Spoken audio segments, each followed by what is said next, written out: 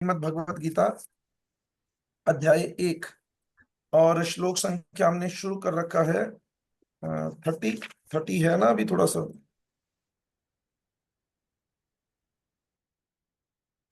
देखो।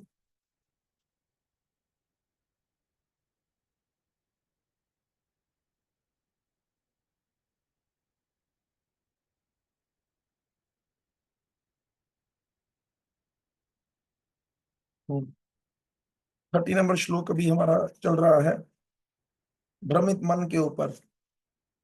तो शब्द है, ना च शक्नोमि अवस्तुतम भ्रमति इव च मे मना निमितानि च पश्यामि विप्रतानि केशवः।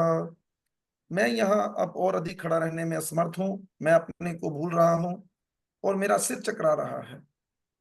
हे कृष्ण, मुझे तो केवल अमंगल के कारण दिख रहे हैं। तो हमने समझने का प्रयास किया था कि अर्जुन को ये शोक क्यों हो रहा है, अर्जुन ये विपरीत परिस्थिति में क्यों है। क्योंकि उसका मन दुर्बल हो गया है और मन दुर्बल होने के कारण उसका शरीर भी दुर्बल हो रहा है। और हमने ये भी सुना था कि जिसने अपने मन को जीत लिया है उसने ही परमात्मा को प्राप्त किया है और उसने ही शांति को भी प्राप्त किया है।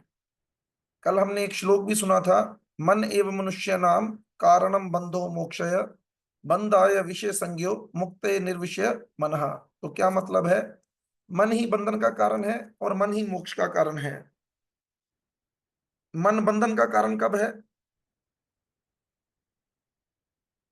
जब वे विषयों में लगा है। और मन मुक्त कब है? जब वो निर्विकार है। तो अब हम ये सारा प्रयास जो कर रहे हैं, ये कथा सुनना, ये सुबह मंगल आरती जाना, जप करना, ये सब एक ही कारण के लिए हो रहा है कि हमारा मन जो है वो निर्विकार हो जाए किसी प्रकार से। सिंपल सा फंडा है, आप लोगों ने कई बार घर पे से हो सकता है किया भी हो, किसी बाल्टी में गंदा पानी रखिए और उसे साफ करना है बिना गिराए। तो उसका तरीका यही होता है कि उसे जो साफ पानी है उसके नीचे रख दीजिए, साफ पानी उसके अंदर जाता जाएगा तो अपने आप एक दिन जो गंदा पानी है वो निकल जाएगा सारा बाहर। तो हम जितना इन कानों के माध्यम से इस कृष्ण कथा को अपने हृदय तक लेके जाएंगे, उतना ही हमारा मन जो है वो विषयों से ठीक हो जाएगा। तो कल दो उदाहरणें बताई गई थी श्रीमद् भागवतम से, जिसमें से एक की चर्चा हमने की थी, दूसरे की आज करनी है। किसी को याद हो वो चर्चा क्या थी, कि मन को काबू में करने का क्या तरीका है? जो भक्त हैं वो मन पर क्या, कैसे उनको डील करते हैं मन के साथ?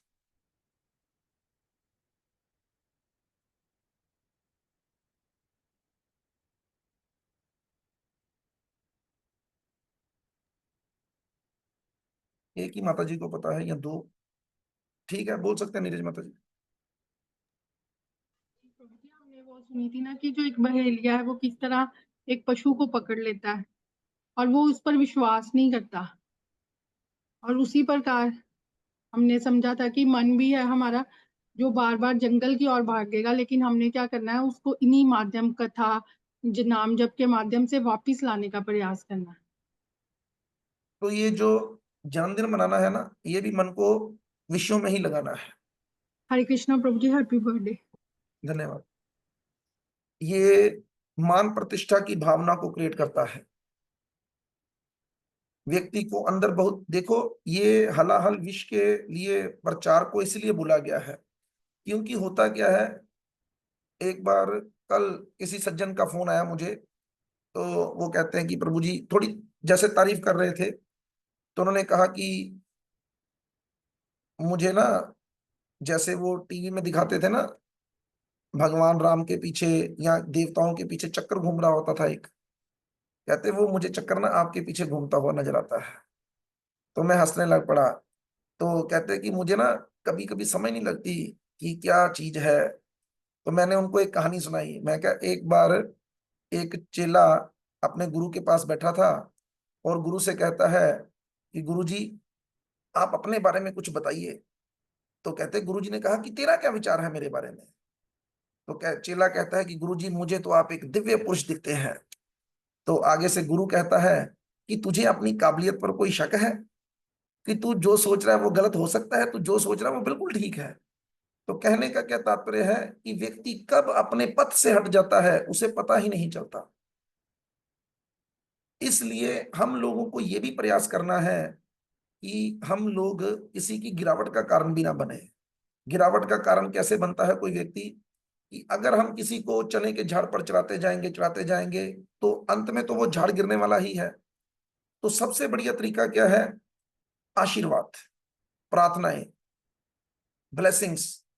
हम भगवान से प्रार्थना करें कि यार ठीक है, आदमी ठीक लगते हैं, चलो हमारे जीवन में भी इनके कारण कुछ परिवर्तन आया है, लेकिन भगवान क्या करना, माया बड़ी प्रबल है, ये भी माया में फंसने के लिए तैयार ही है, तो तुम क्या करना, तुम इन पर थोड़ी कृपा रखना ताकि माया से बचकर रह सके।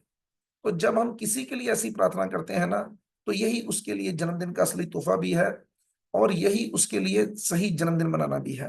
अन्यथा लोग आकर अलग अलग प्रकार से अगर कुछ करते हैं, कुछ कहते हैं, आप ये हो आप वो हो, तो बड़ी जल्दी ही वो व्यक्ति क्या है, वो नरक में गिरने वाला है। क्योंकि हम लोगों की इतनी औकात नहीं कि हम किसी का उद्धार कर सकें। हम तो क्या कर सकते हैं, केवल जिस रास्ते पर चलना सीखे उस रास्ते को दिखा सकते हैं कि यार बढ़िया रास्ता दिख रहा है। शास्त्रों के माध्यम से एक कथा भी सुनी कि एक बार बड़े कोई वरिष्ठ भक्त थे, वो गोवर्धन की परिक्रमा कर रहे थे एक शिष्यों के साथ। तो रास्ते में उनको एक अजगर दिखा, तो बढ़िया कीड़ियां उनको खा रही थी उस अजगर को, तो वो वहीं पे बैठ गए। कहते तुम लोग जाओ, मैं यहीं पर बैठकर भागवतम करूंगा। तो कहते कि गुरुजी कौन है ये? कहते ये पिछले जन्म में एक महात्मा थे और ये सब कीड़ियां जो इनको खा रही है ना, ये इनके चेले थे, ये इनका उद्धार नहीं कर सके, इसलिए अब ये कीड़ियां इनको खा रही हैं। तो इसलिए हमें बड़ा सतर्क रहना है इन मामलों में अपने आप भी। क्योंकि मैंने आपको एक और चीज बताता हूं, इसमें जो रिस्क रहता है वो क्या है। आज अगर हम अपने किसी विशेष व्यक्ति का जन्मदिन मना रहे हैं ना, तो कल को हमारा मन भी रहता है कि हमारा जन्मदिन भी मनाया जाए। तो ये एक परंपरा जो है ना, ये गलत चल पड़ती है। तो इसलिए एक बार भक्ति रस अमृत महाराज जी के पास कोई व्यक्ति गया और उन्हें जाकर उसने बोला कि महाराज जन्मदिन की बहुत बहुत बधाई हो। तो उन्होंने आगे से कहा कि किसका जन्मदिन है? तो कहते आपका। कहते नहीं मेरा तो नहीं है। कहते नहीं आपका ही सुना था ऐसे आपका है। कहते नहीं नहीं मेरा बिल्कुल नहीं है। तो कहते क्या मतलब? कहते भी बार तो कहते मेरे इस शरीर का जन्मदिन है। तो मैं तो शरीर हूं नहीं, मैं तो आत्मा हूं। तो कोई व्यक्ति कहे कि अब किसी के मन में प्रश्न उठ सकता है कि ये फिर महाराज लोग जन्मदिन मनाते हैं। अरे भाई वो दिव्य स्तर पर है, उनका मना सकते हैं। तो हमारे लिए बेस्ट है किसी का भी जन्मदिन हो, जैसे हम लोगों के लिए करते हैं। जैसे आज अकेला एक नहीं, आज मुनीश प्रभु का जन्मदिन है, रेवती माता जी के पिताजी। तो उनके जन्मदिन पर उनको बधाई देते हुए और उनके लिए प्रार्थना करते हुए कि वो भक्ति के मार्ग पर आगे बढ़े, हम क्या करेंगे, हरे कृष्ण महामंत्र का उच्चारण करेंगे। हरे कृष्ण कृष्ण कृष्ण हरे हरे, हरे राम राम राम हरे हरे। और दूसरा, आज एक मजीठा से एक प्रभु जी जुड़े हुए हैं, शरी प्रभु। तो उनका भी आज जन्मदिन है। तो उनको भी जन्मदिन पर बधाई देते हुए, उनके लिए प्रार्थना करते हुए कि भगवान उनको इस भक्ति के मार्ग पर आगे बढ़ाए और वो भी इसी जन्म में इस भगवत प्राप्ति को, कृष्ण प्रेम को प्राप्त कर सकें। ऐसी शुभ कामनाओं के साथ हरे कृष्ण कृष्ण कृष्ण हरे हरे, हरे राम राम राम हरे हरे। तो हमने एक उदाहरण सुनी कि जिस प्रकार बहेलिया जिस पशु को वो घायल कर देता है उस पर विश्वास नहीं करता, उसे बांधता है अच्छी तरह, उसी प्रकार हमने अपने मन को, हमें लग रहा है कि हमने भक्ति में लगाया है, लेकिन ये कब भौतिकता में चला जाएगा पता भी नहीं चलने देगा। इसलिए हमें भी इस मन पर भरोसा नहीं करना है और कृष्ण कथा में अपने आप को लगा कर रखना है। आज दूसरी उदाहरण पेश करेंगे, बड़े सुंदर शब्द हैं। जिस प्रकार व्यभिचारिणी स्त्री, व्यभिचारिणी स्त्री का क्या मतलब होता है? हरे कृष्णा। हरे कृष्णा। करेक्टरलेस प्रभु जी। हाँ, जो एक पुरुष से संतुष्ट नहीं है उसे व्यभिचारिणी स्त्री कहते हैं।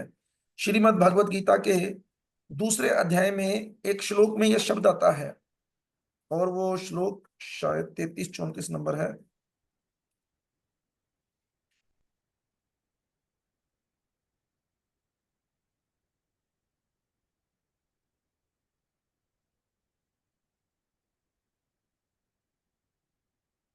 शब्द थोड़ा बदला हुआ है, उसमें शब्द कुछ और है, ठीक है, लेकिन अर्थ यही बताया गया कि जिन लोगों की ये बुद्धि जो है ये भौतिक ऐश्वर्य में लगी है, वो लोग भक्ति नहीं कर सकते।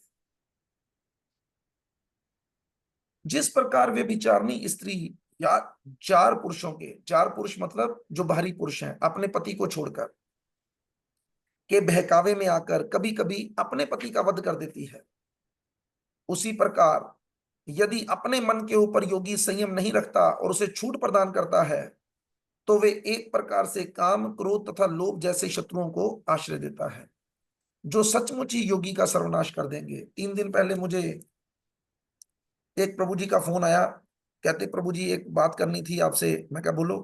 कहते मन में ना गुस्सा बड़ा आ रहा है। तो मैंने अपने मन में सोचा कम कब हुआ था, हमने तो थोड़ी देर के लिए दबाया था बस उसे। गुस्सा तो हमारे अंदर है ही बहुत, लेकिन जब हम इस भक्ति के पथ पर चलेंगे ना, अपने मन को भक्ति में लगाएंगे, तो हम सब देखेंगे कि धीरे धीरे करके हमारा ये क्रोध कम हो जाएगा। क्यों? कामनाएं कम हो जाएंगी। कामेशु क्रोधेशु रजोगुण समुद्भवा। इस उदाहरण से, इस उदाहरण में योगी के अनियंत्रित मन की तुलना व्यभिचारिणी स्त्री से की गई है। उसे भी केवल भगवान पसंद नहीं आते, हमें गाने भी वही पसंद आते हैं। बेबी को बेस पसंद है, बेबी को भगवान नहीं पसंद, बेबी को कथा नहीं पसंद। मूर्ख बनी पड़ी है दुनिया, मूर्ख। और व्यक्ति अपनी पत्नी पर ना तो नियंत्रण ही रखता है और ना ही उसे अच्छे चरित्र का प्रशिक्षण ही देता है। उसी प्रकार हमने भी ना तो अपने मन पर कंट्रोल रखा हुआ है और ना ही अपने मन को अच्छा प्रशिक्षण देके रखा है। अच्छा प्रशिक्षण क्या है? अच्छा प्रशिक्षण है कि उसे सुबह उठाया जाए, मंगल आरती ले जाया जाए, उसे जप करवाया जाए, उसे कथा में बिठाया जाए। लेकिन हमारा मन किसके लिए प्रशिक्षित है? उसे रील दिखाया जाए, उसे फिल्में दिखाया जाए, उसे सुंदर सुंदर रूप देखकर आकर्षित किया जाए।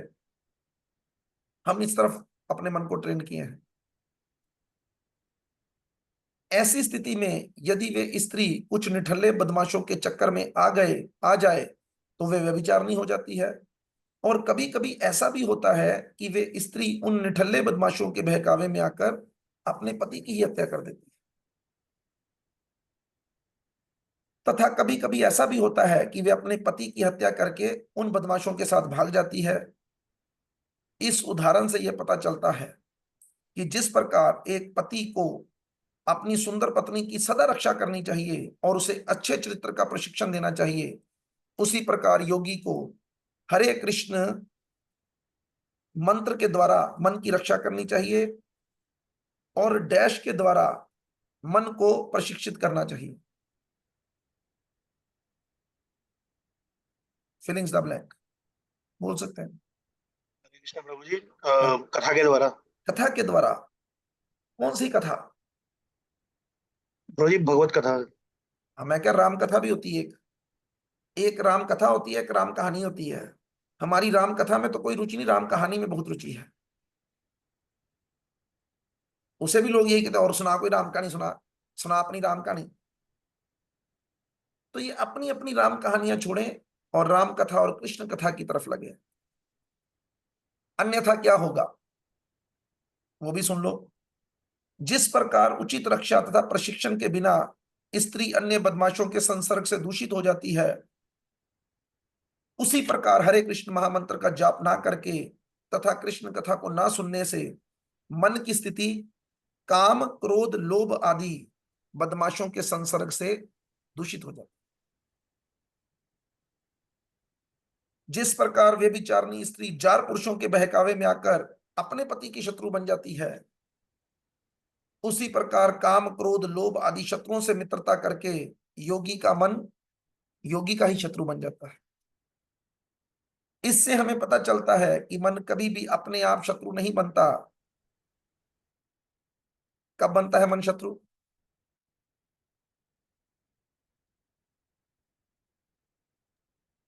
हरे कृष्ण। हरे कृष्ण। जब मन में इच्छाएं आती हैं। जब मन काम रूपी शत्रु से मित्रता कर लेता है ना, तब वो हमारा शत्रु बनता है। इसका अर्थ हुआ कि असली शत्रु कौन है?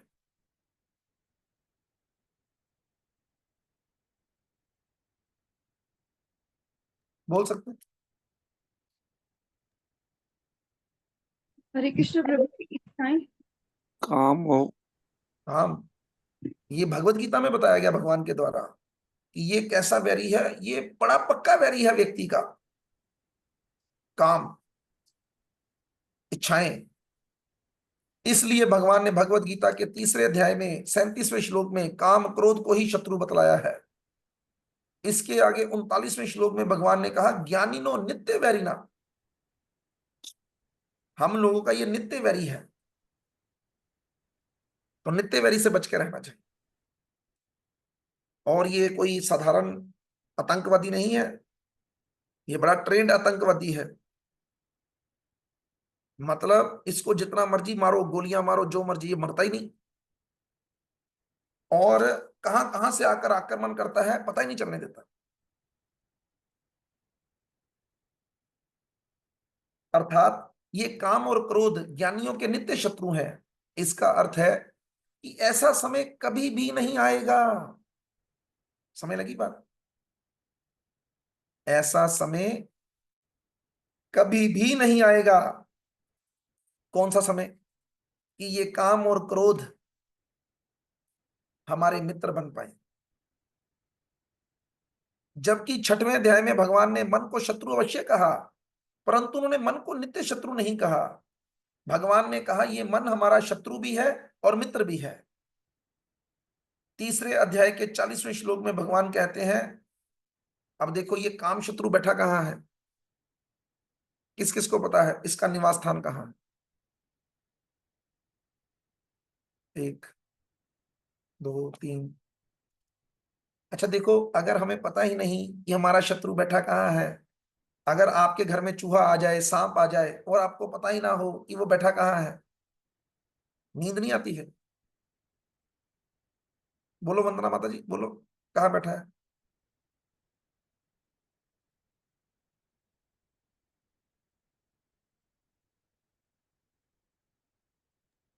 प्रभु जी हमारे हमारे हृदय में बैठे, हमारे मन में। नहीं, ये गलत उत्तर है। गलत नहीं कह सकते, अधूरा उत्तर है। अगर एक ही जगह पर बैठा होता ना शत्रु, तो हम उसे गोली मार ही देते हैं। लेकिन मुश्किल ये है कि वो एक जगह पे नहीं बैठा है। अब जिसको ये एक ही उत्तर देना था वो हैंड नीचे कर लो। ठीक है, डोली माता जी बोल सकते। हरे कृष्णा प्रभु जी। अरे प्रभु जी, बुद्धि तथा इंद्रियों में इसका निवास स्थान। दोबारा बोलो। मन, बुद्धि तथा इंद्रियों में। हाँ, ये 3 चीजें इस शत्रु का निवास स्थान है। मन, बुद्धि और इंद्रियां। आप लोग समझ नहीं पाए शायद बात। मन तथा बुद्धि में कभी कभी कोई बात नहीं भी होती। जैसे आपने कभी किसी स्त्री को देखा ही नहीं, तो वो आपके मन और बुद्धि में है ही नहीं, तो उसके प्रति आपके मन में कैसे काम जागेगा?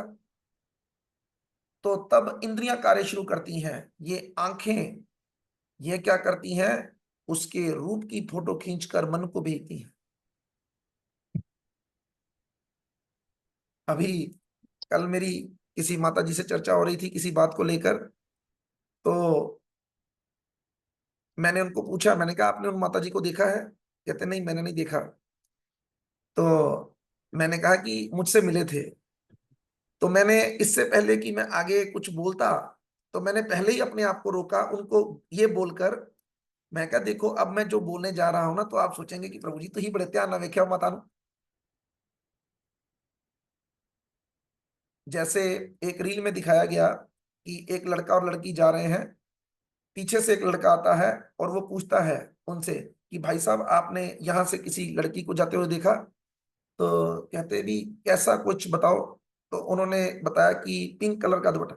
ओके, पिंक कलर का दुपट्टा, ब्लू कलर का सूट, पिंक कलर की लिपस्टिक लगाई थी, सैंडल ये रंग की डाली थी, पर साथ में ये रंग का पकड़ा हरे था, कृष्णा जी, हील इतने इंच की 50%। थी।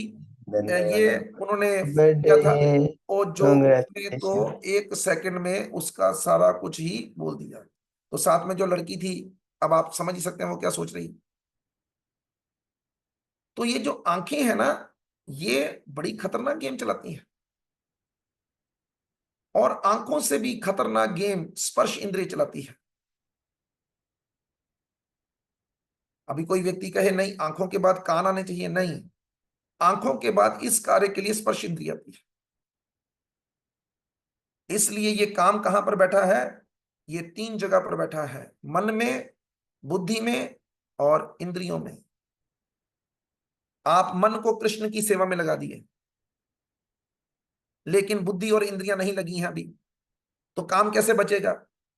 अब आप क्या कर रहे हैं? आप बुद्धि के द्वारा चिंतन कर रहे हैं, इंद्रियों से उस चीज को छूने का प्रयास कर रहे हैं, मन को कृष्ण की सेवा में लगा रहे हैं, चलेगा ही नहीं। किसी ने क्या किया, मन और बुद्धि दोनों कृष्ण की सेवा में लगा दिए, लेकिन इंद्रियां कंट्रोल में नहीं है, फंसेगा वो भी। इसीलिए हम साधकों को सबसे पहले यह कहा जाता है अपनी इंद्रियों को कंट्रोल में करो। मन और बुद्धि बाद में कंट्रोल होंगे, पहले इंद्रियां तो कंट्रोल में करो। अच्छा, इंद्रियों को कंट्रोल में कैसे करें? आगे क्या होता है, जब हमें इस बात का ज्ञान नहीं था तो आंखें जब किसी चीज को देखती थी तो ऐसे हो जाती थी, झपकती भी नहीं थी। ब्रह्मा जी को कोसती थी कि ब्रह्मा तूने ये पलकें क्यों बनाई। लेकिन जब से थोड़ा ज्ञान हो गया तो उसी वक्त क्या होता है, जैसे ही कोई ऐसी डिस्ट्रैक्शन सामने आती है, आंखें या तो बंद कर लेते हैं या दूसरी तरफ मुंह कर लेते हैं। यमुनाचार्य जी ने ये तरीका बताया। उन्होंने कहा कि पहले तो मैं स्त्रियों के प्रति बड़ा आकर्षित था, लेकिन अब जब भी मेरे सामने या मेरे मन में ऐसे विकार आते हैं स्त्री के प्रति, तो मैं दूसरी तरफ मुंह करके थूक देता हूं। तो इस प्रकार से व्यक्ति अपने मन को कंट्रोल में कर सकता है। तो बड़े ध्यान से सुनो। कहते हैं किधर गया, काम शत्रु के निवास स्थान इंद्रियां, मन तथा बुद्धि हैं। इसका अर्थ हुआ कि जब काम शत्रु इंद्रियों, मन तथा बुद्धि में निवास करता है तो उस समय हमारी इंद्रियां, मन तथा बुद्धि हमारे शत्रु बन जाते हैं। परंतु जिस समय हम अपनी इंद्रियों, मन तथा बुद्धि पर अपना अधिकार करके काम शत्रु को भगा देते हैं तथा अपनी इंद्रियों, मन तथा बुद्धि को श्री कृष्ण की सेवा में लगा देते हैं, तो यही इंद्रियां, मन तथा बुद्धि हमारी मित्र बन जाती हैं। जो राइट डायरेक्शन है वो क्या है? बुद्धि मन को कंट्रोल करती है और मन इंद्रियों को कंट्रोल करता है। तो राइट डायरेक्शन ये है कि हमें अपनी बुद्धि में भगवान का निवेश करना चाहिए। भगवत गीता के 3 अध्याय के अंतिम श्लोक में भगवान ने यही संदेश दिया। जब बुद्धि में भगवान का निवेश हो जाएगा तो बुद्धि जो है वो स्पिरिचुअलाइज होकर मन को कंट्रोल कर लेगी और मन इंद्रियों को उसी प्रकार से नियंत्रित करेगा। लेकिन अभी जो कंडीशन है, हमारी बुद्धि स्पिरिचुअल नहीं है, हमारी बुद्धि में भगवान का निवेश नहीं है, इसलिए वो बुद्धि मन को कंट्रोल नहीं कर रही और मन इंद्रियों को कंट्रोल नहीं कर रहा। इसलिए इस कंडीशन में हमें क्या करना है और हम क्या कर रहे हैं? हम जबरदस्ती, जैसे धन्वंतरी प्रभु ने क्लास के शुरू में कहा कि यार आज क्या करो, आज तो सारे लोग वीडियो ऑन करो। एक दिन कौन से कोई यहां पर आ जाएगा, पहाड़ टूट जाएगा। लेकिन इतना भी हमारी इंद्रियों पर कंट्रोल नहीं। हमारा हाल भी वही है उस पत्नी की तरह कि जिसको पति ने कहा कि आज मेरा जन्मदिन है तो कहती मैं आपको गिफ्ट दूंगी, पक्का आज मैं आपको गिफ्ट दूंगी। तो पति ने कहा कि नहीं, तू गिफ्ट गुफ्ट रहने दे, तू बस प्यार से बोलिया कर, मेरे से प्यार से बोलिया कर, मेरे माँ बाप से प्यार से बोलिया कर। 1-2 मिनट सोचने के बाद कहती कहती नहीं, मैं तो गिफ्ट ही दूंगी। हम भी कहीं वैसे ही तो नहीं, वैसे ही प्रेमी तो नहीं एक दूसरे के? नहीं नहीं प्रभु जी, यही तो था ना, हैप्पी बर्थडे कहना है। ऐसे हैप्पी बर्थडे में क्या रखा है देखा जाए तो? कि बात कोई माननी नहीं, happy birthday happy birthday happy birthday happy birthday. तो बात कोई मानेंगे तभी पता चलेगा ना कि नहीं यार सच में है कोई बात। जैसे चलो कुछ लोगों का मैं बड़ा धन्यवादी हूं, जो आज लोग मंगल आरती पर आए, उसके लिए पीछे प्लानिंग तो चलो हो सकता है धन्वंतरी प्रभु की ही हो, लेकिन फिर भी अच्छा लगा ये सोचकर कि कम से कम पहले ये लोग जन्माष्टमी के जन्माष्टमी आने वाले बने, अब इन्होंने ये तो सोचा कि चलो यार प्रभु जी को खुश करने के लिए एक दिन और चले जाते हैं। तो काम तो जन्मदिन पर वही करने का लाभ है जिससे आपका भी कल्याण हो और मेरा भी कल्याण हो। ऐसे कार्य को करने का तो कोई लाभ नहीं, ना जिससे आपको कोई फायदा ना मुझको कोई फायदा। तो अगर आप लोगों की स्पिरिचुअल एडवांसमेंट हो, अगर आप लोग भक्ति में आगे बढ़े, तो बट नेचुरल है कि मुझे भी लगेगा कि नहीं यार बढ़िया। लेकिन अगर हम देखें कि वहीं पे वहीं खड़े हैं, कोई इतना लाभ नहीं हो रहा, तो बंदा फिर सोचने पर मजबूरी होता है कि यार फायदा तो कुछ इतना नहीं है, बातें ही हैं ज्यादा। तो इसलिए प्रयास करना है, प्रयास, कोशिश करने वालों की कभी हार नहीं होती। तो शब्द है आगे,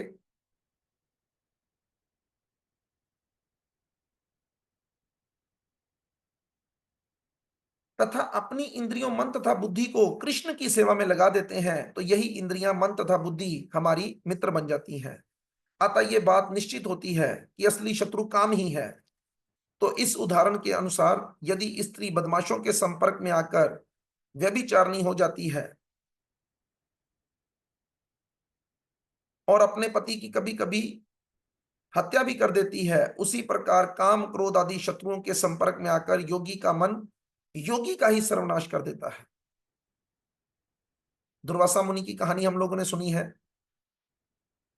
अथवा ऐसा भी होता है कि व्यभिचारिणी स्त्री उन बदमाशों को ही सुविधा प्रदान करती है कि वे घर में घुसकर उसकी पति की हत्या कर दें।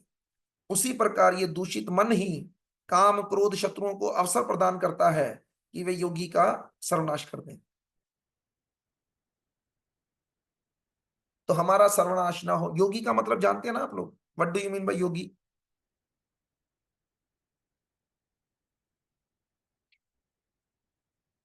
बोल सकते हैं?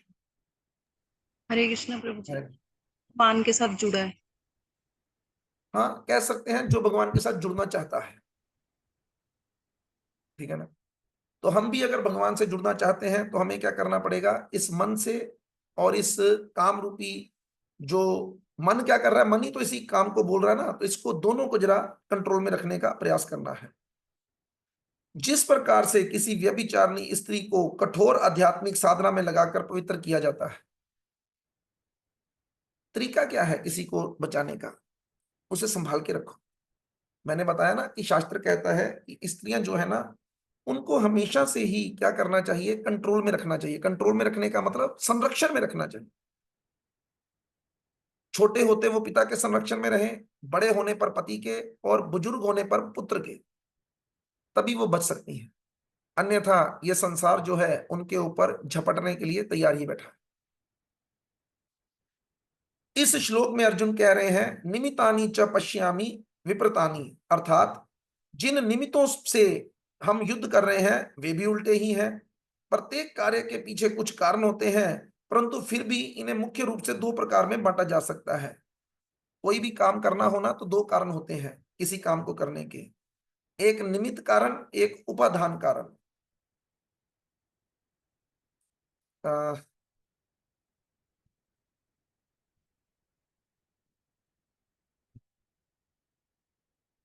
घड़े के लिए मिट्टी क्या है?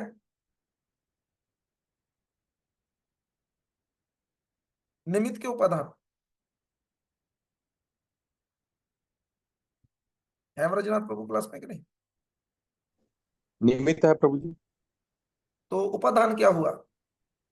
उसका पर्पस। मतलब कि मटका। हाँ जी। ठीक है। तो इस युद्ध के निमित्त कारण क्या है? ये जो युद्ध हो रहा था, ये युद्ध होने जा रहा था, इसका निमित्त कारण क्या था? बता सकता है कोई? देखें आपने कितना अभी तक इन 26-27 श्लोकों को समझा है। एक बोल सकते हैं योगेश प्रभु? हरे कृष्ण प्रभु जी, पवित्र धर्म की स्थापना करना।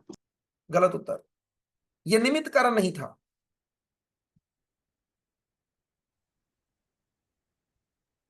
हरे कृष्ण प्रभु। और हाँ जी, राज्य सुख भोगना। Very good. ये युद्ध हो रहा था राज सुख के लिए। और कोई कारण?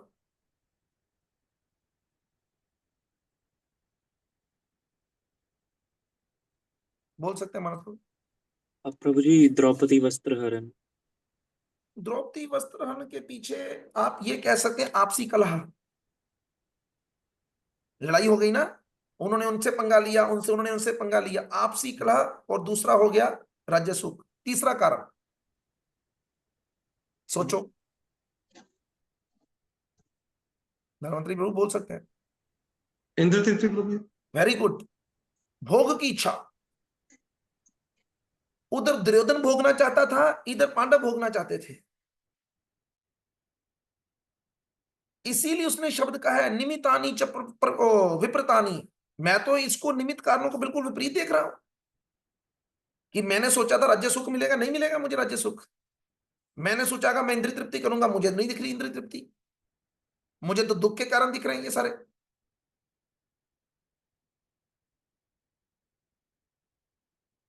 इस युद्ध के निमित्त कारण है आपसी कलह, राज्य सुख तथा भोगों की इच्छा। तथा इस युद्ध का उपादान कारण है दोनों पक्षों की सशस्त्र सेनाएं तथा हथियार। ये मुझे इतना समझ नहीं लगा, ऐसे मैं झूठ नहीं बोलूंगा। इसको जरूर समझाएंगे, अगर कोई समझाना चाहता तो बोले। वैसे ज्यादा लोग समझा नहीं सकते, दो ही लोग हैं। अगर दोनों में से किसी की इच्छा है तो समझाओ।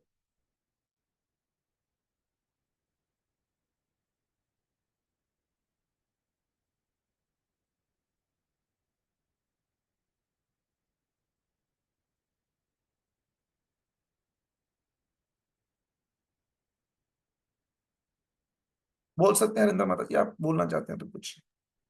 हरे कृष्ण प्रभु जी। प्रभु जी, जैसे मिट्टी उपादान कारण है घड़े ठीक में, है। हाँ जी। और वैसे हथियार जो है वो मतलब बीच में अगर हथियार नहीं होगी तो लड़ाई कैसे होगी? मैं भी यही सोच रहा हूं, लेकिन एक मिनट रुको, आप इस बात को क्लियर करना चाहिए। हरे कृष्ण, एक मिनट सर, मैं भागवतम पढ़ता हूं।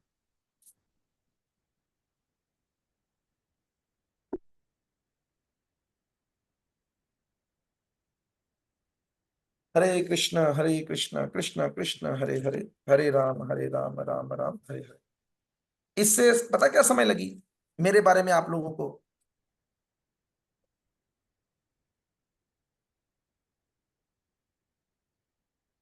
इससे क्या समझ लग रही है एक बात मेरे बारे में? मुझे अपने बारे में भी समझ लगी एक बात। अपने आप को ज्यादा चतुर समझने वाला व्यक्ति ऐसा ही होता है। ये पता कौन सा श्लोक है भागवतम का? पहला श्लोक, जिसमें ये उपादान और निमित्त कारण के बारे में बताया गया है। और हम उसके ऊपर भी चर्चा नहीं कर पाए सही से, मुझ बनी। अभी ये आएगा कहां पर, ये भी देखना पड़ेगा।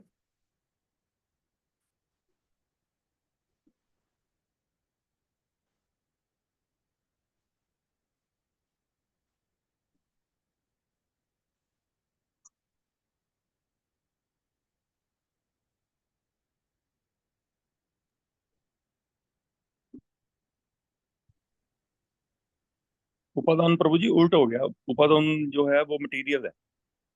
आ गई ना, उल्टा बोला गया ना पहले। हाँ जी, हाँ जी, हाँ उपादान जो है वो भाई, मटेरियल तभी है। नहीं गाड़ी बन रही थी ना, मैं भी यही सोच रहा। ठीक है, फिर हो गया, बस आपने क्लियर कर दिया, फिर ठीक है। तो उपादान कारण होता है, देखो जैसे हरिंद्र माता जी ने बताया, मिट्टी है ना, मिट्टी वो घड़े के लिए उपादान कारण है। अगर मिट्टी नहीं होगी तो घड़ा कैसे बनेगा? और निमित्त कौन है? निमित्त कारण है वो। अच्छा, उपादान कारण में वो आएगा जो तुम्हें आ रहा चाक, होगा। चाक, कुम्हार, ये सब उपादान कारण में आएंगे, क्या आएंगे? नहीं प्रभु, ये निमित्त में आए। ये निमित्त में आएंगे। तो इसमें बताया गया कि उपादान कारण क्या है? सेनाएं और शस्त्र। और निमित्त कारण क्या है? सेनाएं और शस्त्र पहले भी थे उनके पास, लेकिन अब क्या हुआ? अब राज्य सुख, भोग और कलह, ये इच्छाएं बीच में आ गई ना, तो इनके कारण निमित्त बन गई है उस युद्ध को करने की। तो यहां पर अर्जुन का कहना है इस युद्ध के जो निमित्त कारण है वे अच्छे नहीं है, क्योंकि हम राज्य और सुख के लोभ के लिए ही युद्ध कर रहे हैं। परंतु जब हम में ये राज्य सुख भोग आदि प्राप्त होंगे तो उस समय ये सभी वस्तुएं अपने संबंधियों के खून से सनी होंगी। इसी प्रकार याद रखना, हम भी ये जो इंद्र तृप्ति कर रहे हैं ना, जिस सुख को भोगने के लिए बाद में हमें सुख देगी नहीं वो इंद्र तृप्ति, उल्टा हम और फंस जाएंगे। पहले तो हम बीमारियों में फंस जाएंगे और उसके बाद हम कर्म बंधन में फंसकर 84 के चक्कर में फंस जाएंगे। देखी मुड़ के 84, देखी गेड़े मुड़ के 84 वाले खाई ना, हाँ खाई ना, ऐहो वेला है सुनहरी भूल जाई ना, भूल जाई ना, देखी अपने उधार दा उधार ना करी, मना याद रखी। लेकिन कहीं ना कहीं हम सब बोल के बैठे ना। अच्छा साहब, आपको नहीं पता सबको कि जब हमें क्रोध आता है तो वो हमारे लिए बड़ा नुकसान करके जाता है, हम किसी को बोल पड़ते हैं, बाद में माफिया मांगते रहते हैं, लेकिन फिर भी हम कंट्रोल नहीं कर पाते। क्यों? क्योंकि उस वक्त हमें इंद्र तृप्ति की इतनी इच्छा होती है, इसको बोलना ही बोलना है। चूंकि युद्ध का परिणाम अत्यंत भयंकर दिखाई दे रहा है, इसलिए अर्जुन ने यहां पर कृष्ण को केशव शब्द से पुकारा है। अब अर्जुन ने जिन कारणों से श्री कृष्ण को केशव से पुकारा है उन पर भी चर्चा करेंगे। अभी देखो भाई, भक्त में और अभक्त में यही अंतर है। अभक्त भी उन्हीं कारणों को कामों को करने के लिए निकलता है, लेकिन उनमें उसे कोई दोष नहीं दिखता। वो जाता है, शराब पीता है, इंद्र तृप्ति करता है, जिंदगी में मजे मारता है, उसे कोई कारण नहीं दिखता कि ना करें। वो कहता बहुत बढ़िया, आज बहुत बढ़िया टाइम पास हो रहा है। लेकिन भक्त क्या करता है, वो दूरदर्शी हो जाता है। वो देख पाता है कि यार अज ते मैं करने आ, कल नूं मैनूं ओहदा फल मिलना कुछ ना कुछ, वो कौन भुगतूगा। इसलिए अर्जुन वो देख पाया। हमें भी अर्जुन की तरह बनना है। हम जो भी कार्य करें उसके कॉज एंड इफेक्ट जरूर जानने चाहिए। ये क्लास कर रहे हैं, इसका क्या कॉज इफेक्ट आएगा। हम पब में जा रहे हैं, उसका क्या कॉज एंड इफेक्ट आएगा। हम मंगल आरती आ रहे हैं, उसका क्या कॉज एंड इफेक्ट आएगा। हम सो रहे हैं, उसका क्या कॉज एंड इफेक्ट आएगा।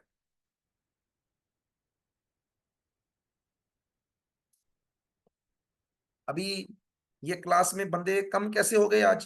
क्योंकि कुछ लोग मंगल आरती आए ना, वो नहीं अब क्लास में है। कुछ लोग हैं जो मंगल आरती में भी आए और क्लास में भी हैं।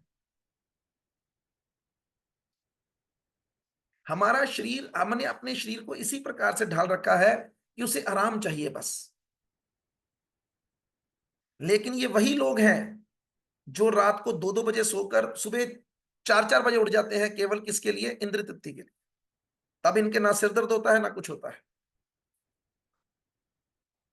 तो केशव नाम को पुकारने के 5 कारण दिए जा रहे हैं, 6 कारण, वो हम चर्चा कर ही लेंगे आज ही। तो सबसे पहला, वर्ष भर में जो 12 महीने होते हैं उनमें से प्रत्येक महीने के को भगवान के किसी विशिष्ट नाम से जोड़ा जाता है। जैसे अगला महीना कौन सा आएगा? कार्तिक के उसको किसके साथ जोड़ा गया?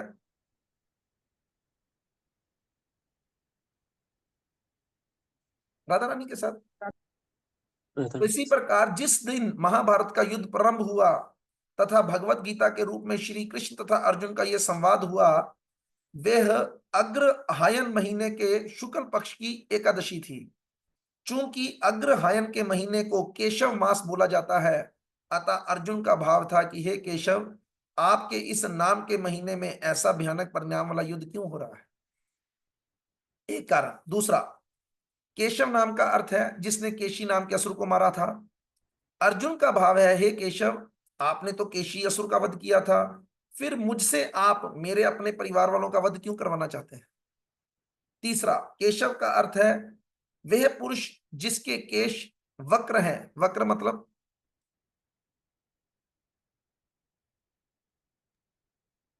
प्रभु जी घुंघराले। घुंघराले प्रभु जी। तो वो कहते श्री कृष्ण के बाल घुंघराले, काले तथा अत्यंत चिकने हैं।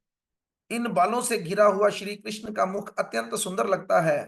परंतु अर्जुन की शिकायत है, हे केशव, जिस प्रकार आपके बाल घुंघराले तथा टेढ़े हैं, उसी प्रकार से आप मुझसे भी ये टेढ़ा कार्य क्यों करवाना चाहते हैं? चौथा, केशव का अर्थ है क का अर्थ है ब्रह्मा और ईश का अर्थ है शिव तथा व अक्षर का अर्थ है वपु अर्थात शरीर। इस प्रकार क प्लस ईश प्लस वपु से जो शब्द बनता है वो है केशव। इस प्रकार केशव का अर्थ हुआ वे पुरुष जिसके शरीर में ब्रह्मा तथा शिव का निवास है। इससे पता चलता है कि श्री कृष्ण की पूजा से ब्रह्मा तथा शिव की पूजा अपने आप हो जाती है। लेकिन फिर भी हम तो शिव जी की करेंगे, हम तो जल चढ़ा के आएंगे। अरे भाई समझदार बनो, उतने टाइम में ही हो जाएगी, कुछ अलग करने की जरूरत नहीं है। मैं थोड़ा कह रहा हूं, शास्त्र कह रही है। उनकी अलग से पूजा करने की कोई आवश्यकता नहीं है। तो यहां पर अर्जुन का भाव है, हे केशव, यदि आपकी इच्छा है कि युद्ध हो तो ब्रह्मा जी और शिव जी भी इस युद्ध को रोक नहीं सकते, फिर युद्ध होगा।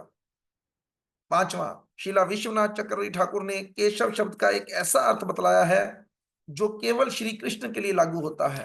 अर्थात ये अर्थ है श्री कृष्ण के किसी अन्य अवतार के लिए लागू नहीं होगी ये शब्द, ये केवल कृष्ण के लिए होगी। इसके पहले केशव शब्द के जितने अर्थ थे वे श्री कृष्ण के अन्य अवतारों के लिए भी लागू होते थे, परंतु ये अर्थ केवल कृष्ण के लिए। कैसे? वे पुरुष जो अपनी प्रिय का केश विन्यास करे। विन्यास करे मतलब सहलाए प्रभु जी। सजाए, बनाए, उन्हें संवारे। तो श्री कृष्ण के विषय में बतलाया गया है कि श्री राधा रानी के केशों में पुष्पों की वो सजावट करते थे। हैं, ये श्री कृष्ण की अत्यंत मधुर लीला है। यहां पर अर्जुन का भाव है, हे केशव, आश्चर्य है कि आप अत्यंत मधुर लीलाओं में आसक्त होते हुए भी युद्ध की अत्यंत भयानक लीला करने में भी निपुण है। ये बात तो पता किसने बोली थी? ये बात तो मुष्टिक और चानूर ने भी बोली थी। कहते यार तू जा थे, तू इथे ही करने आ, तू जाके गोपियां ना खेड़, तू जनानियां ना चंगा लगदा मैं, इथे ते पहलवाना दी महफिल लगी है, इथे की करना तू? तब भगवान ने बता दिया। फिर बलराम जी को गुस्सा आता, कहते यार गुस्सा ना करो। बलराम जी को कृष्ण कहते हैं गुस्सा ना करो, गुस्सा करने की क्या जरूरत है, ये जो कह रहे हैं इनको कहने दो, इन्हें अभी थोड़ी देर में पता चल ही जाएगा। तो भगवान के लिए वो जो शब्द पुकारे जाते हैं ना, इसे कहते हैं पुरुष सूक्त, नहीं पुरुष सूक्त का पाठ शायद, कि जिसमें जो ब्राह्मण लोग हैं वो गाते हैं कि प्रभु आप कमल की तरह मुलायम, कोमल और वज्र की तरह कठोर है। छठा कारण बता रहे हैं, शिला जयदेव गोस्वामी ने श्री कृष्ण को केशव नाम से संबोधित किया जो समस्त अवतारों के कारण है। यहां पर अर्जुन का यही भाव है कि हे केशव, आपके समस्त अवतार पृथ्वी का भार उतारने, असुरों का विनाश करने और साधुओं की रक्षा करने के लिए होता है।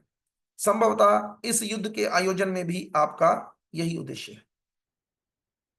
इस श्लोक के तात्पर्य में शिला प्रभुपाद लिखते हैं, मनुष्य का वास्तविक स्वार्थ तो कृष्ण के निहित है। इससे यही बात पुष्ट होती है कि प्रत्येक जीव को श्री कृष्ण की उसी प्रकार शरण ग्रहण करनी चाहिए जिस प्रकार अर्जुन ने की। मतलब उसे पता है कि भगवान जो कहेंगे ना वही करना है। ये नहीं सोचना कि ये मेरे लिए ठीक है कि नहीं ठीक। हम सब लोग अभी उल्टे हैं, हम सब केवल वही काम करना चाहते हैं जो हमें ठीक लगता है। मैं जैसे ही किसी को कुछ कहूंगा, नहीं प्रभु जी मनो मेरी गल, तुम जो कह रहे हो ठीक है, पर मैं हूं इस तरह ही करना है, मैं नहीं हूं मिलना करना किसी बंदे में, मैं तो घर रह के भक्ति करनी है। और बाहर आना ना तो लोग मैनू छेड़ते ने, मेरी जान के मेरे गले में कोई उंगल देंदे ने ताकि मैं बोला कुछ, मैं हूं घर ही रहना करना। कुछ कहते हैं कि नहीं अब हमें थोड़ा ब्रेक चाहिए। तो ये दोनों प्रकार की सोच वाले लोग कब भक्ति से आउट हो जाते हैं? क्योंकि उन्होंने अपने मन के अंदर किसको स्थान दिया है? काम रूपी शत्रु को, अपनी इच्छा को। मैं चाहता हूं, अरे तरीका ये बनता है, गुरु के पास जाओ और गुरु से कहो कि गुरु जी ये एक मुश्किल आ रही है, मैं इस वक्त बहुत विचलित चल रहा हूं, मुझको कुछ समझ नहीं लग रहा कि मैं जहां भी जाता हूं केवल मजाक के अलावा और कुछ नहीं मिल रहा, तो आप अगर गाइड करें कि मैं क्या कर सकता हूं। गुरु जी पूछेंगे तुमने कुछ सोचा है? गुरुजी मैंने तो एक ही बात सोची अपनी बुद्धि से कि मैं ना थोड़ा सा दूर हो जाऊं, फिर गुरुजी जो बताएं उस रास्ते पर चलो। लेकिन हम गुरुजी से भी उसी बात को पूछना चाहते हैं और उत्तर भी वही सुनना चाहते हैं जो हम चाहते हैं। तो ऐसे उत्तरों से और ऐसे प्रश्नों से उद्धार नहीं होता। तो उम्मीद करते हैं आप सब लोग इस रास्ते पर दृढ़ता के साथ चलने के लिए तैयार हैं, और जो लोग इस रास्ते पर दृढ़ता से चलना चाहते हैं उनको नियमों में अधिक बंधना चाहिए। बाकी जो मन में है वो करिए, लेकिन जो आगे बढ़ना चाहते हैं वो मन की ना सुने अभी, क्योंकि अभी मन हमारा शत्रु है।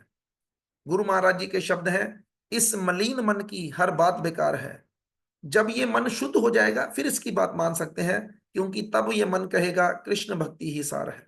जैसे आज आपके मन ने कहा ना कि नहीं नहीं चलो चलो आओ मंगल आरती चलिए, तो ये ठीक है, ये कृष्ण भक्ति सार है। लेकिन कल मन क्या कहेगा, ओ बस जन्मदिन कल लेगा ही, रोज रोज थोड़ा ना जन्मदिन मनाते चक्कर चल पड़ा थे, आज सो मन कहेगा सोया बस। तो इसलिए इस मन के चक्कर में नहीं आना है, प्रयास करना है, भगवान के आदेशों का, गुरु के आदेशों का पालन करना है। यही हमारे जीवन की सिद्धि को प्राप्त करवाएगा। वांछाय कल्पतरुभ्यश्च कृपा सिंधुभ्य एव च पतितानां पावनेभ्यो वैष्णवेभ्यो नमो नमः।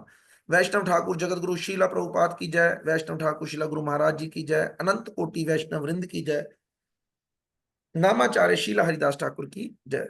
तो हम बाल भक्ति क्लास का धन्यवाद करना चाहते हैं, जो आए भी हुए हैं इस क्लास में आज, उनके लिए एक बार हरे कृष्ण महामंत्र का उच्चारण भी करते हैं। हरे कृष्ण कृष्ण कृष्ण हरे हरे, हरे राम राम राम हरे हरे। और बाल भक्ति क्लास की तरफ से मंदिर निर्माण के लिए 5100 रुपीज की सेवा भी भेजी गई, तो उसके लिए भी उनका धन्यवाद। उसके लिए भी हरे कृष्ण महामंत्र का उच्चारण, हरे कृष्ण कृष्ण कृष्ण हरे हरे, हरे राम राम राम हरे हरे। ये बाल भक्ति क्लास बाल भक्ति करते करते ही भगवान के धाम को प्राप्त करे, ऐसी हमारी शुभकामनाएं हैं। हरे कृष्ण। कृष्णा प्रभु जी। उनके चौधरी कुछ कहना चाहते थे, वो भी कुछ कह सकते हैं। बाल भक्ति क्लास के चौधरी बोल सकते हैं। प्रभु जी हैप्पी बर्थडे प्रभु जी, आपको हैप्पी बहुत बधाई। Birthday to you. हरे कृष्णा कृष्णा कृष्णा हरे हरे, हरे हरे राम राम राम राम हरे हरे, हरे कृष्णा कृष्णा कृष्णा हरे हरे, हरे राम राम राम हरे हरे। और रात को आपको पूरा मौका दिया जाएगा, ठीक है कि नहीं? रात को जी आपको पूरा मौका दिया जाएगा। कान्हा का जन्मदिन मनाने के चक्कर में आज मोनिका माता जी के घर में प्रोग्राम है, कान्हा का जन्मदिन मनाया जाएगा। बीच में देखो भगवान बड़े दयालु हैं। पिछली बार जैसे मैंने ये बात बोली थी कि किसी को कोई जरूरत नहीं हमारा जन्मदिन मनाने की, ऐसे तो बिल्कुल नहीं जैसे पिछली बार मनाया गया था, तो अपने आप अरेंजमेंट हो गया। तो कान्हा के जन्मदिन पर श्राद्ध पड़ गया लास्ट, तो पहले 3 तारीख सोची थी, ऐसा नहीं कि पहले ये 4 तारीख सोची थी। 3 तारीख को वैष्णव महाराज आ रहे थे प्रोग्राम के लिए, लेकिन बाद में किसी कारण से वो आज रात को पहुंच रहे हैं, लेट थोड़ा, तो इसलिए इस क्लास फिर वो 4 तारीख को हो गया। हमने कहा कोई नहीं 4 को कर दो, और फिर करते करते धीरे धीरे करके वो 4 से भी कहते कि नहीं मैं लेट हो जाऊंगा, तो वो भी नहीं बना। लेकिन कोई नहीं, हम कान्हा जी का जन्मदिन मनाएंगे और अपना भी साथ में मना लेंगे, फ्री में काम, ठीक है कि नहीं? किसी को कोई खर्चा नहीं, तो इसलिए चिंता करने की कोई जरूरत नहीं। आप आइए, आप सबके लिए प्रसादम की व्यवस्था है, बढ़िया प्रसादम, कान्हा ने बड़ा सुंदर अरेंजमेंट किया है, तो आप सब सादर आमंत्रित हैं। ठीक है जी, धन्यवाद। आप सब एक देखो कैसा है, यहाँ पर तो जो भी होगा वो कोई बात नहीं, लेकिन अगर सच में ईमानदारी से कुछ आपको लगता है कि मेरे कारण आपके जीवन में कोई परिवर्तन है, तो उसको रीपे करने का एक ही तरीका है, भगवान से प्रार्थना, बस, और उसके अलावा और कोई तरीका नहीं है। मैंने बताया ना आपको कि काम वो कीजिए जिससे आपका भी कल्याण हो और सामने वाले का भी कल्याण हो, ठीक है ना? तो आप भगवान से प्रार्थना कर सकते हैं कि प्रभु इनकी बुद्धि को ठीक रखिएगा, क्योंकि ये बुद्धि बड़ी खतरनाक गेम चलाती है कई बार। बंदा कब भटक जाता है उसे खुद ही नहीं पता चलता। अच्छा बहुत लगता है, मैं आपको फिर कह दूं, ये बातें सुनने में बहुत अच्छी लगती हैं। कल जब प्रभु जी ने कहा ना कि प्रभु जी मैंने ਤੁਹਾਡੇ ਪਿੱਛੇ गोला नहीं रहा है, आ सुन के हृदय तृप्त हो गया। ओ पर भाई मुझे तो पता है ना कि पीछे गोला नजर आ रहा है, लेकिन ये जो मन में गोला चल रहा है काम का, वो कहाँ जाएगा? वो गोला तो नजर जिसको आएगा आएगा, मुझे तो मेरे गोले नजर आ रहे हैं ना कि मैं कहाँ कहाँ से गड्ढे में गिरने वाला हूं। तो इसलिए वो गोला सच में बना रहे, तो इसके लिए भी प्रार्थना है। हरे कृष्ण। हरे कृष्ण।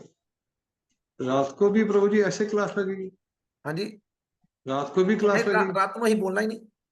हाँ, फिर ठीक है, फिर ठीक है। राती खुले फिर छाड़ मैं देना तानू, सबसे पहले मैं आवाज।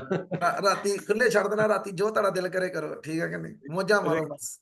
हरे कृष्ण। तानू तो वह नहीं हरे बन सकता कोई इस करके, ठीक है। और अगर आपने ये भी बात बोली ना, तो असल में देखो, अपने आचरण में प्रभु जीवे रे सिखाए। मैंने आपको कहा ना कि मानो लेट्स सपोज कि अगर हम इसी प्रकार से इन जन्मदिनों को मनाने के चक्कर में पड़ गए ना, तो हमारा फ्यूचर खराब है सबका। ये ध्यान रखना इस बात का। उसका कारण क्या बनेगा कि हमें तो चैतन्य महाप्रभु की आज्ञा का पालन करना है। क्या आज्ञा का? कि हमार आज्ञा गुरु होय तारो आदेश, जहर देखो तहर करो कृष्ण उपदेश। और ये सच्चाई है, कहते हैं कि कोई चेला जब गुरु का जन्मदिन मनाता है ना, तो उसके मन में भावना यही रहती है, कल मैं भी गुरु बनाऊंगा ते मेरे चेले मेरा भी जन्मदिन मनाएंगे। तो ये बड़ी खतरनाक गेम है।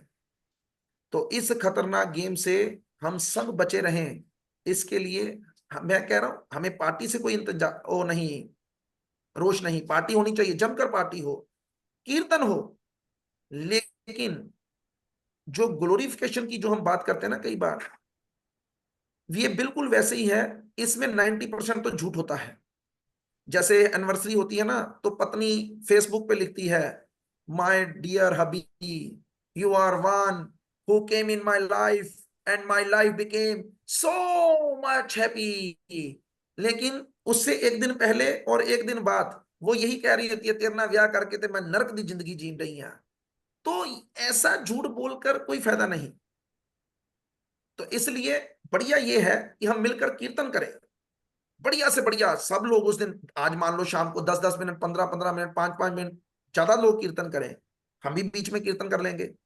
लेकिन जहां पर थोड़ी भटकाव आता है ना, जैसे आपने शायद नोट किया हो कि कभी जब सब भक्त लोग मिलकर ज्यादा पैशनेट हो जाते हैं और वो क्या करते हैं, जैसे मान लो कि गुरु जी की फोटो लगती है ना केक के ऊपर, तो कई बार भक्त लोग क्या करते हैं, अपने चाहने वालों की फोटो भी लगा देते हैं। तो ऐसा नजर आना शुरू कर दे हो जाता है कि ये व्यक्ति क्या बन गया है, गुरु बन गया है।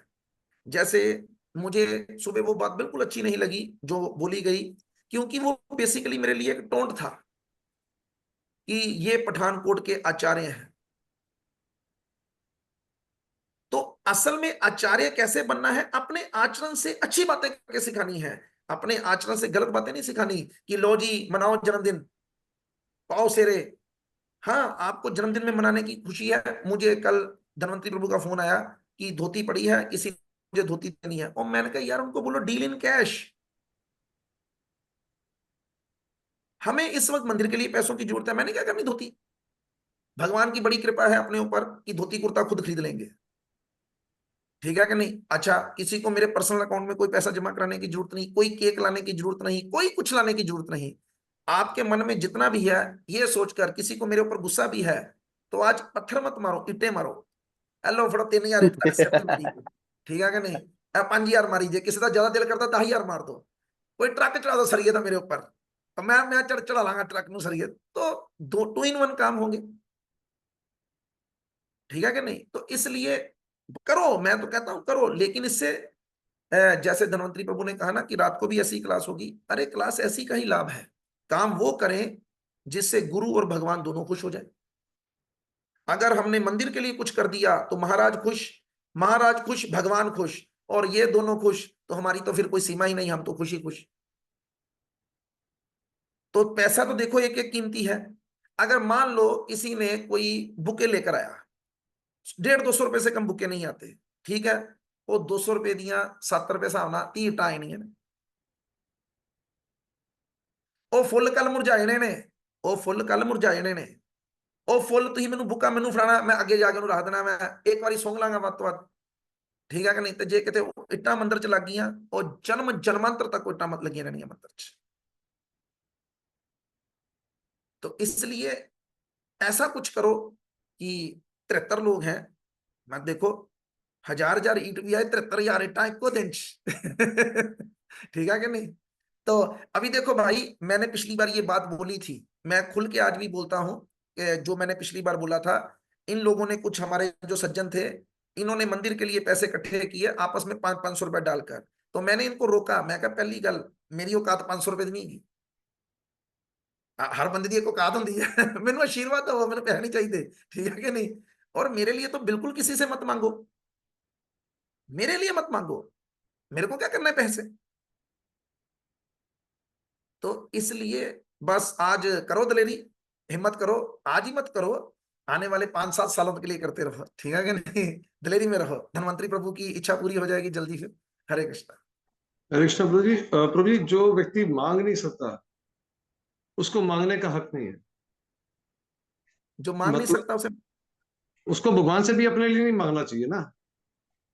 नहीं, ऐसा नहीं है। देखो एक बात याद रखनी है, एक बात हमेशा याद रखनी है, जो भी चीजें होती है ना वो सीख कर ही आती हैं। मैं किसी की क्या बात करूं भाई, जब हम पहली बार इस कौन में आए तो इंद्राणी प्रभु के साथ एक मीटिंग हुई 25 लोगों की।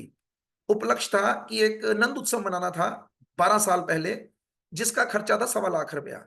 तो हम भी नए नए गए थे, उन्होंने पर्चियां कापियां पकड़ा दी कि ये इकट्ठे करो, 5-5 हजार 7-7 हजार इकट्ठे कर लाओ। तो मैंने कहा कि प्रभु जी इकट्ठे करने की क्या जरूरत है, 25 लोग बैठे आपस में 5-5 हजार रुपए डाल लेते हैं, प्रोग्राम कर लेते हैं। एक व्यक्ति औखे हो गए मेरे से, कहते रायन जी शाहूकारी ना वहाओ ज्यादा, ताड़े को पैसे होंगे, साढ़े को नहीं गए। तो मैंने कहा ठीक है भाई, मैं चुप हो गया। फिर मैंने इंद्राणी प्रभु को कहा, मैं कहा प्रभु जी देखो ए मंगन मंगाने वाला काम मेरे को नहीं होना, ठीक है। मैं इंटरनेशनल फकीर बन गया हूं इस वक्त, लेकिन उस वक्त मैंने बोला, मैं क्या मंगना काम साडा वै, वो मैं क्या ही राजे आदमी हाँ, दसो लोगों को पैसे दे देने, अही मंगांगे लोगों को जाके, अही बेइज्जती करानी अपनी। तब इंद्राणी प्रभु ने एक बहुत सुंदर बात बोली, वो बात मेरे हृदय में घर कर गई। कहते राजन जी, मैं जानता हूं आप अपनी तरफ से भी पैसे दे सकते हो, 1.25 लाख भी अपनी तरफ से दे सकते हो, लेकिन मांगने से क्या होता है, मांगने से व्यक्ति का अहंकार टूटता है, और ये अहंकार ही हमारे और भगवान के बीच में बाधा है। असल में हमारे बीच में बाधा क्या है, हमारे रिश्तेदार, जिनको हम रिश्तेदार समझ के बैठे हैं, जाओ उन्होंने पैसे मंगो, ਤੁਹਾਡਾ ਰਿਸ਼ਤੇ ਆਪੇ ਟੁੱਟ ਜਾਣਗੇ, ਤੁਹਾਨੂੰ ਤੋੜਨ ਦੀ ਲੋੜ ਨਹੀਂ। ਜਿਹੜੇ ਰਿਸ਼ਤੇ ਨੂੰ ਤੁਸੀਂ ਤੋੜਨਾ ਚਾਹੁੰਦੇ ਹੋ ਉਹਦੇ ਕੋਲ ਜਾ ਕੇ ਪੈਸੇ ਮੰਗ ਲਓ, ਯਾਰ ਅਸੀਂ ਮੰਦਰ ਬਣਾਉਣ ਦੇ ਪੈਸੇ ਦੇ ਦੇ, ਅੱਜ ਤੋਂ ਬਾਅਦ ਉਹ ਤੁਹਾਨੂੰ ਫੋਨ ਕਰ ਦੇਵੇ ਫਿਰ ਗੱਲ ਕਰ। ਅੱਛਾ ਫਿਰ ਤੁਸੀਂ ਉਹਨੂੰ ਫੋਨ ਕਰੋਗੇ, ਕਦੀ ਨਹੀਂ ਚੁੱਕੇਗਾ, ਆਪੇ ਵਧੀਆ ਹੋ ਗਿਆ, ਭਗਵਾਨ ਵਾਲੇ ਪਾਸੇ ਲੱਗ ਗਏ। ਤੇ ਜੇ ਕਿਤੇ ਉਹ ਸੱਚੀ ਮੁੱਚੀ ਤੁਹਾਡਾ ਸੱਕਾ ਰਿਸ਼ਤੇਦਾਰ ਹੈ, ਫਿਰ ਪੈਸੇ दे देगा, ਦੋਵਾਂ ਦਾ कल्याण। तो इसलिए पैसे किसी से मांगने हैं, उसके लिए भी पहले शिक्षा चाहिए, ऐसे नहीं कोई भी मांग सकता, और ऐसे किसी को मांगने भी नहीं चाहिए। मैं तो सीधी बात बोलता हूं सबको, जब तक आपका हृदय आपको अंदर से आवाज ना लगाए कि हम किसी के लिए मांगे, तब तक बिल्कुल नहीं मांगने। मैंने कल परसों एक लेक्चर सुना, कहते हमें दान करना चाहिए। क्या दान करना है, कहते सबसे बड़ा दान है समय का दान। अगर सच में दान करना चाहते हैं तो अपने समय को भगवान की सेवा में लगाइए, अपने समय को प्रचार में लगाइए, अपने आप सब कुछ हो जाएगा। इस क्लास के अंदर अगर मान लो, अगर हम बात करें कलेक्शन की, तो धनवंतरी प्रभु ने जितने पैसे इकट्ठे करके दिए हैं उतने तो किसी ने भी नहीं करके दिए। तो क्या कारण बना, अपनी तरफ से तो जो दिए दिए, कारण था उन्होंने अपना समय दे दिया, उन्होंने प्रचार शुरू कर दिया, प्रचार के माध्यम से अपने आप लोग आने शुरू हो गए, लोगों ने 1000 दे, 500 दे, 2000 दे, 5000 दे, अपने आप करते करते घड़ी चल गई। तो इसलिए ये शब्द नहीं ठीक कि जो आप मांग नहीं सकता, भगवान से मांगो, भगवान डैडी है, डैडी से मांगने में कोई इतराज नहीं, ठीक है कि नहीं। हरे कृष्ण।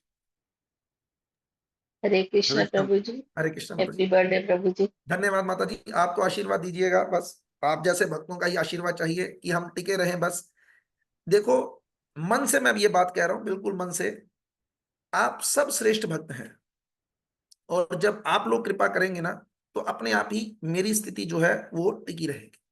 इसलिए आप सब लोग मुझे आशीर्वाद दीजिए, चलो शुरू हो एक एक करके। Happy birthday. आशीर्वाद आशीर्वाद प्रभु जी। हरे कृष्ण। हरे कृष्ण। प्रभु जी दंडवत प्रणाम। जन्मदिन की दंडवत प्रणाम सुशील प्रभु। हरे कृष्ण। हरे कृष्ण प्रभु, दंडवत प्रणाम जी। दंडवत प्रणाम। कैमरा फोटो खींचिए हरे ना। कृष्ण प्रभु जी, हैप्पी योगेश प्रभु, बर्थडे। आज तो बड़े लोग थे, ठीक है। ये सब हरे धन्वंतरि कृष्ण प्रभु की वजह से है, ठीक है। हरे कृष्ण। हरे कृष्ण प्रभु जी, हैप्पी बर्थडे। धन्यवाद माता जी। हरे कृष्ण। हरे कृष्ण प्रभु जी। दंडवत हरे प्रणाम। कृष्ण। दंडवत प्रणाम प्रभु जी। हरे कृष्ण। हरे कृष्ण प्रभु जी, हैप्पी बर्थडे। हैप्पी बर्थडे माता जी, बहुत बहुत आपको भी हैप्पी मुबारक हो बर्थडे। आपको। सवेरे मुझे किसी ने हैप्पी बर्थडे बोला तो वो कहती हैप्पी बर्थडे। मैं क्या हैप्पी बर्थडे कहती ले ए की ਹੁੰਦਾ हैप्पी बर्थडे ਦਾ मतलब हैप्पी बर्थडे। तो मैं कहा मैं की थैंक यू, कल थैंक यू फिर, ठीक है। हरे कृष्ण प्रभु जी। हरे प्रणाम कृष्ण। प्रभु। हरे कृष्ण। हरे कृष्ण मनीष प्रभु आए नहीं, सब आ गए। आप बर्थडे बॉय कभी कृष्ण गया, प्रभु जी। ठीक है कि नहीं? हरे कृष्ण भैया प्रभु जी। भैया बताइए देती है पहले ही, ठीक है। थैंक यू प्रभु जी, थैंक यू जी, आपको बहुत बहुत मुबारक हैं जी, सेम टू यू। धन्यवाद। हरे कृष्ण। प्रणाम। हरे कृष्ण प्रभु महाराज महाराज की हाल चाल ठीक हो? जन्मदिन जी। बधाइयां बहुत। ना धन्यवाद ਤੁਹਾਡਾ। और ठीक ठाक जी। ਵਧੀਆ ਵਧੀਆ। ਤੁਹਾਡੇ ਬਦੌਲਤ ਹੀ ਕੱਪੜੇ ਪਾ ਕੇ ਫਿਰਨੇ ਆ, ਨਹੀਂ ਦੇਖ ਤਾਂ ਨੰਗੇ ਫਿਰੀਏ। जन्मदिन की मुबारक जी। हरे कृष्णा। धन्यवाद। हरे कृष्ण प्रभु जी। हरे कृष्ण। धन्वंतरी प्रभु, मुबारक हो प्रभु जी बर्थडे की। Thank you. धन्वंतरी प्रभु है क्या, चले गए? हरे कृष्ण प्रभु जी। मैं क्या 9:30 बजे और निमाई प्रभु ने जाना साथ, ठीक है प्रभु जी, ठीक है, तो लेकर आओगे कि कैसे? जैसे आप कहेंगे आप। मैं क्या लेकर ही, मैंने उनको वैसे बोला था कि वो आपकी तरफ आ जाएंगे गाड़ी लेकर, और ठीक। अपनी कार लेकर आप उनको लेकर साथ में इधर आ जाना फिर।